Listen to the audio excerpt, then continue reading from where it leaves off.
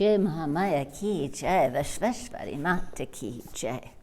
We'll continue on now with chapter 36 from Devi, the Devi Bhagavatam retold by Ramesh, Menon.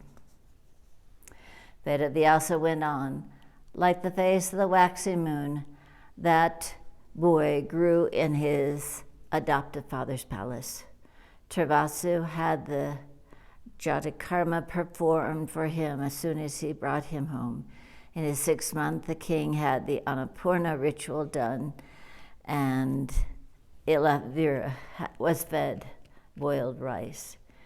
In the prince's 3rd year, the Chodakarana was performed. The child's head was shaved.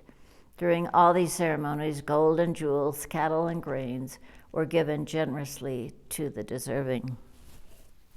When Ekavara was a prince of 11, Turvasu held his Upanayana, the ceremony of the sacred thread. From then on, the boy was among the twice born, when the thread made of triple string of munja grass was tied crosswise around Ekavara. He was sent to study his dharma as a future king, archery and the Vedas with the most learned gurus. Ekavira proved a brilliant prince and astonished the Brahmanas, who were his masters, by the swiftness with which he imbibed everything they had to teach him. When his son's tutelage was complete, Turvasu called his Brahmanas to pick an auspicious day for the prince to be crowned king. They chose a day when Arka Yoga and Pushya Nakshatram combined, and with great love and ceremony, Turvasu crowned Ekavira in his ancient Sabha. Then, as all great kings did in those times, Turvasu went to the forest to perform tapasya in preparation to leave this world. He went with his queen to the sacred mountain and lived on fruit from trees and roots of the earth and practiced stern meditation. Their the karma for this life being fulfilled, King Turvasu and his wife rose into Deva Loka. When Ekavir heard his father and mother had gained Swarga, he performed the funeral rites for them and offered Tarpanam and Pinda for the safe passage of their souls. Then he set himself to the task of ruling his kingdom with Dharma as his scepter.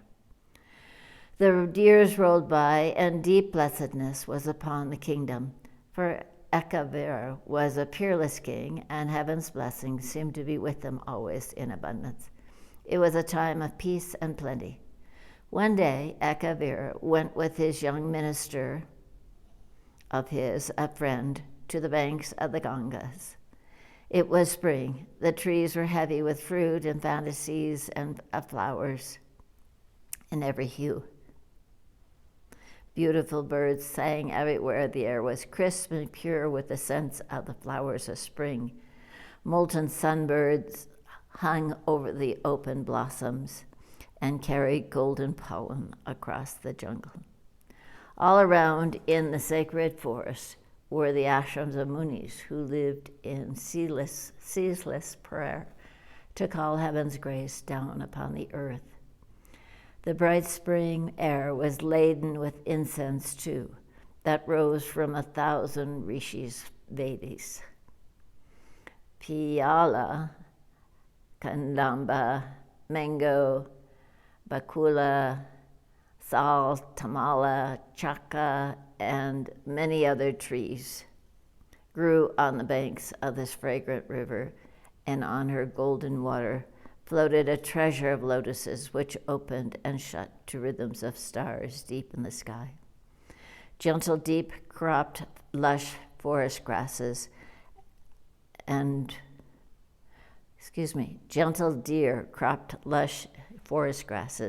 and raised their fine heads and gazed out at the huge soft eyes of the king and his companion. Suddenly, on the banks of the river, sitting beside some fine crimson lotuses, the king saw a young girl. She must have been some 13 summers old, and she was delectable, not yet a woman, but no longer a child, and budding grow into womanhood. Long, wavy tresses hung down her golden back, and she sobbed and sobbed as if her heart was broken. Ekavira approached her and said, "Why are you crying, and who are you, lovely child? I am Ekavira, king of this land. Tell me what makes you cry like this, and I swear I will find a cure for it." The girl turned her face up to him and, drying her eyes, said, "Then listen to my sorrow, O Ekavira. I am not from this kingdom of yours, but from the neighboring kingdom where the just king Rabhaya rules. The king is a devout man, and his queen is the beautiful and chaste Rukmaraka. She had every quality a man would want in a wife, but she was barren. The king and queen were desperate to have a child. No Homa did they not perform, but still the queen did not conceive. One day she cried to her husband, "My husband, what use am I in living when I can't have an heir? It will be best if I kill myself and you take another wife."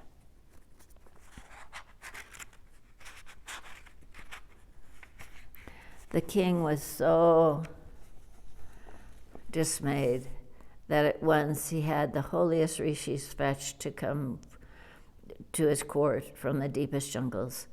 Those munis performed a putra kama yagya for the king, and from a sacred fire they lit in the palace. There arose a figure of white flames. It was a girl. Ah, such an exquisite girl child. She was golden like the flames from which she had emerged. Her face was like a full moon, her lips like bimba flowers, her hands and face softly ruddy, her eyes like lotuses. She rose from the fire even like the celestial garland, the Ekavali, and by that name she would be known through the world. King Rabia received that child, who was a gift to the gods, and he was beside himself with joy. He took her straight to his queen, and Rukmaraka was as delighted as he was. They performed the child's ceremonies and every other ritual, even as if she was a son. The princess grew into a beautiful young girl, loved by all. Of course, she was likely the very vision of their eyes to her parents. She was like prana to them. She was more precious than life. She was a lovely girl, warm-hearted, compassionate, and very friendly, but she was also very spirited and drawn irresistibly to wild places and things. I, O king, am Rabia's chief minister's daughter. My name is Yasovati, and I'm Ekavali's Saki. Most of all, my princess loved places where lotuses grew. The flowers were like her very life, and she was only happy when she could be near wild lotuses, stroking their petals, breathing their scents. Dragging me along, Ekavali would run off every other day into the forest and come to the banks of the river. She would sit for hours near the lotuses that bloomed on the Ganga. She would watch them unfurl to their own secret rhythms and laugh in joy. The forest to which the princess went was an untamed and forbidding place, but she herself knew no fear. One day I grew afraid for her safety and for ours, who went with her, and I told her father, the king, that when we were meant to be playing in the palace gardens, the princess actually took us to the jungle, to the lotus pool on the river. The king was so alarmed he had a lotus pool dug in his own garden. For a few days, Ekavali was happy with the new pool, but soon she missed the wild places of which she was so fond. Her father could not restrain her, so he took to sending a force of soldiers to guard her when she went out into the jungle. Of course, we, her Shakis, had no choice but to go with her. One day the princess awoke very early and set out even as the sun was rising for her favorite spot on the banks of the Ganges. What no one knew was that some wood nymphs lived on that river near the lotus banks, and it was with them that Ekavali went to play. We, her companions, often thought that she was slightly touched in the head, for she would spend hours on her own talking to herself. But in fact, she was speaking to the Apsaras who came to play with her. I was the only one that Ekavali trusted with her secret, and in time, the shy wood Apsaras would appear before me as well. They were small as lotus buds and actually stood within one of the unfurled flowers. That morning as well, we sat with her beside the river when suddenly our friends, the Apsaras, cried out of fear and vanished before our eyes. When we turned, we saw there was a terrible demon, whose name was Kalakitu, had arrived there with his legion of jungle Rakshasas. The demons were armed with swords and clubs, bows and arrows, and all sorts of weapons. We saw that the demons gazed at Ekavali with such lust in his eyes. She was in the flush of her youth, and which man could resist her, especially in the jungle where every desire is magnified? Without a word, Kalakitu stepped forward and seized Ekavali. He draped her over his shoulder and began to walk away when I cried to him, "Demon, take me in her place. I will come willingly." But he hardly seemed to hear me. However, our guards who were waiting some ways off heard Ekavali scream and my cry and came running. A battle broke out between our men and the Rakshasas and their master, the Asura. Our soldiers had no hope of vanquishing the demons, who were terrifying to behold and fought with weapons of light and fire. In moments, all our guards were dead, their bodies hacked off with axes. Their blood flowed into the earth and the river. It spayed over the lotuses that princess loved so well. Once more, Kalakitu hefted Ekavali onto his shoulders, kicking and screaming, but helpless against his great strength. The Asura and his bizarre army set off for their own kingdom in the heart of the forest that grows on the very lip of Patala. I ran after them, calling out my prince's name now and then. The Rakshasas laughed at me, but I think Ekavali was somewhat consoled by what I did. She howled, she wept, and in pity I ran right up to her, flung my arms around her, and kissed her face repeatedly. She also clasped me and sobbed. Then Kalakitu set her down and said to me, not unkindly, "Your friend is terrified. I mean her no harm, but to make her my wife. Comfort her. Tell her that my city is like a city of the Devas. She will lack for nothing there and be a great queen for our people. You must also come with us. You shall stay at your friend's side always." We saw a strange chariot waited some way off, and now the demon set us both in that ratha on either side of himself. It was a magic chariot, and in moments we arrived in his city and his great palace, with white walls smooth as glass set with thousands of precious jewels. 100 Rakshasas had charge to watch over us in that palace. On our second day there, Kalakitu called me privately. He said, "I have watched you through my white walls. I see your princess still weeps to be away from her father and mother. But tell her I want her to be my wife, to share my kingdom with me. Tell her I love her and I will be her slave." I said to that Asura, "My lord, I shan't be able to say these things to Ekavali. I beg you, tell her yourself." Kalakitu went to her and said, "Lovely one, I am mad for love for you. Be my wife now. Come to my bed and let your beauty be fulfilled. My love, youth is a brief season in life, and one should not waste a moment of it." But my princess replied, "Asura, my father said to me that I was to marry a prince called Haihaya. He described that prince to me, and I have given my heart to him, vowing to myself I would be his wife and no others. How can I betray my vow?" But Kalakitu was adamant. He said she would be his prisoner until she gave in to him willingly. Now it seems that fortune smiles on me at last, that she has brought you to me here in the heart of the forest, O prince. My Ekavali languishes in Kalakitu's city on the edge of Patala. The Asura's palace is surrounded by a moat and guarded by thousands fierce Rakshasas. Ah, where is the Hayahaya, to whom she has given her heart? How will he rescue her? Ekavira said in amazement, "I am that Hayahaya your princess spoke of, for there is no other Hayahaya in the world. But tell me, Yasavati, how did you escape from the Asura city when it is guarded by all those Rakshasas and by a deep moat?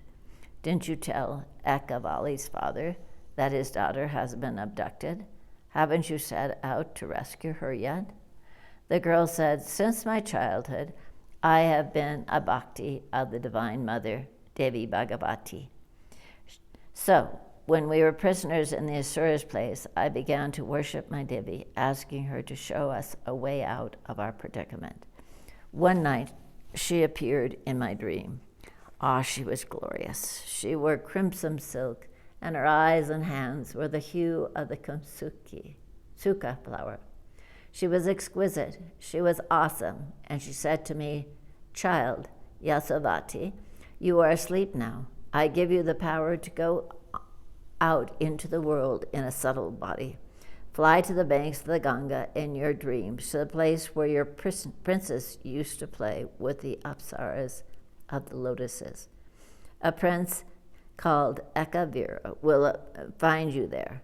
The great rishis Dattatreya has given Ekavira the Mahavidya Mantra, and he is my bhakta as well. Ekavira is Lakshmi's son, and he is the one who will set your princess free.'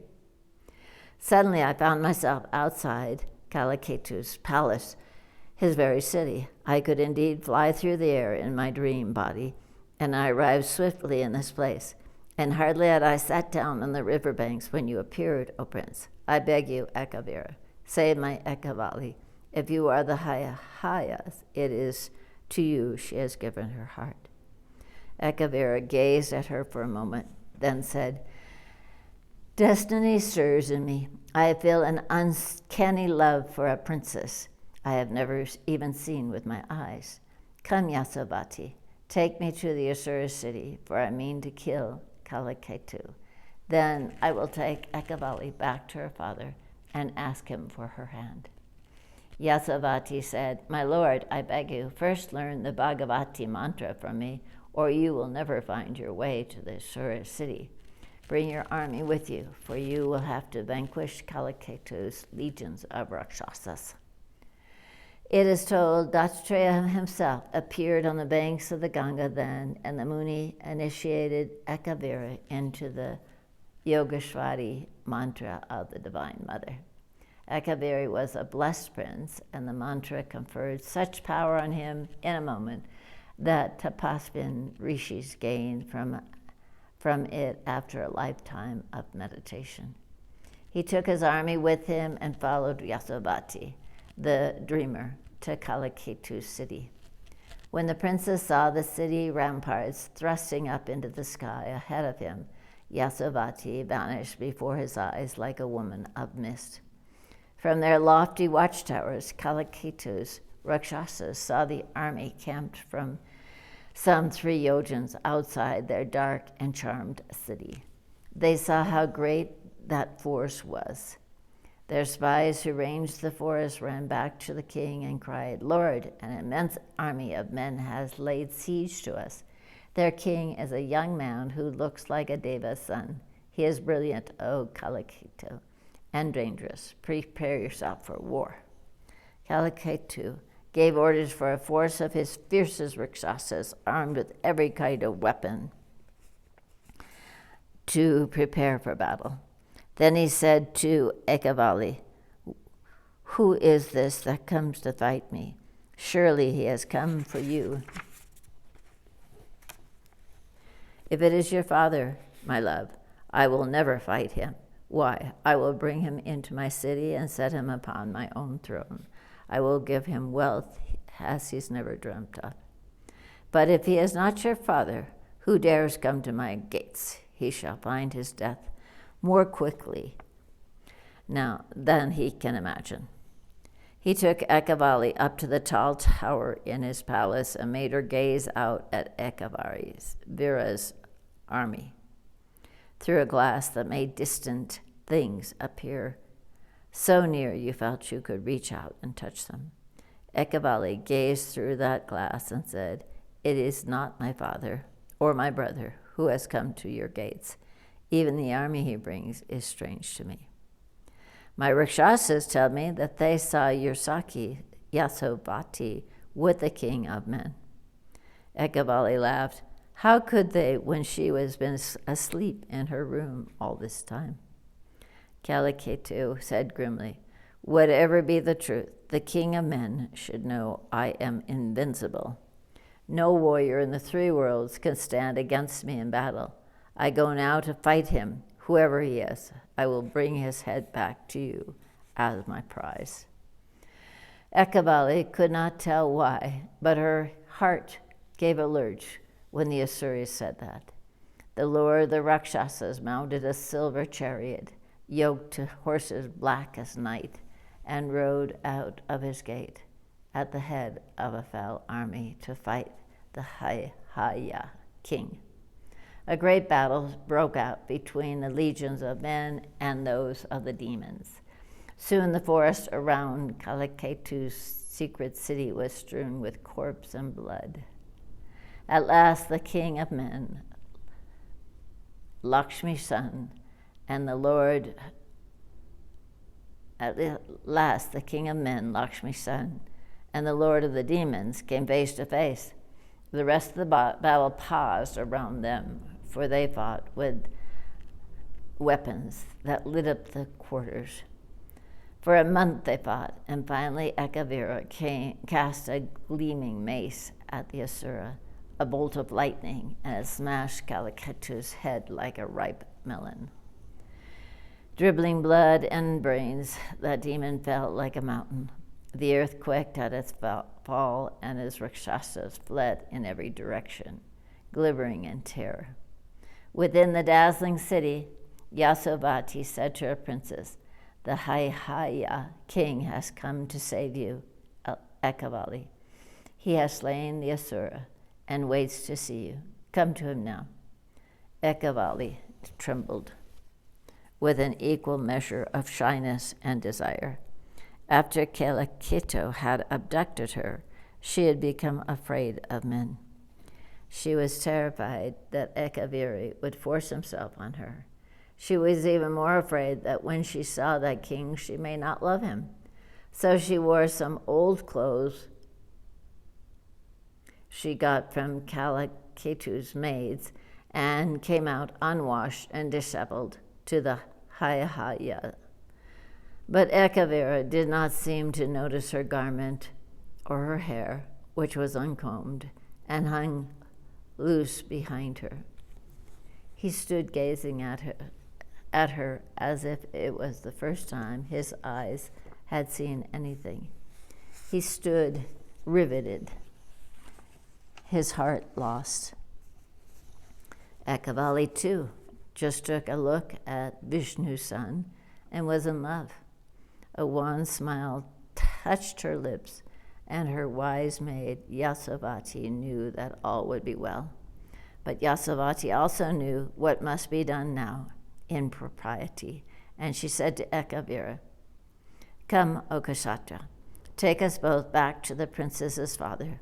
He has already said he will give her to you to be your queen, but you must go and ask him for her hand formally." And so Ekavira did. Rabia, the king, was overjoyed to have his daughter back. He seemed to have aged 100 years in the few days since Ekavali had disappeared. He had sent his soldiers north and south, east and west to seek her out, but nowhere had they found traces of either her or the Asura who had taken her. But now that king clasped his precious child to him, sobbing in great relief, and when he knew who the splendid king was who had rescued his princess, his joy was boundless. The Brahmanas of King Rabya's court were summoned at once, and they decided on an auspicious date for their princess to marry the Haihaya. But then Ekavali was not the only young woman to marry on that day. Ekavira's companion, who was out hunting with him when he first saw Yasovati beside the Ganga, had lost his heart to that Saki. He was his king's minister, and Yasovati and he were married on the same day as Ekavira and Ekavali. In time, Ekavali bore her husband a fine son, and they called that prince Kritavirya. Kritavirya's son was the great Kartavirya, and thus was the noble house of Haihaya founded in the world, said Vedavyasa to the Kuru king Janamejaya. Jai Mahamaya ki jai, Vishveshwari Mata ki jai, Bole Baba ki jai.